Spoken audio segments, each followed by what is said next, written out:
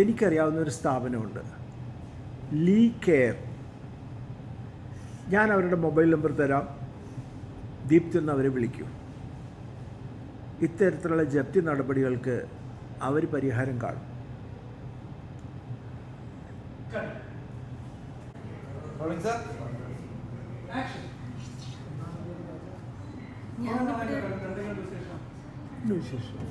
ഞാനിവിടെ ഒരു ഇൻ്റർവ്യൂവിന് വന്നതാ, ക്യാഷ്യറായിട്ട്.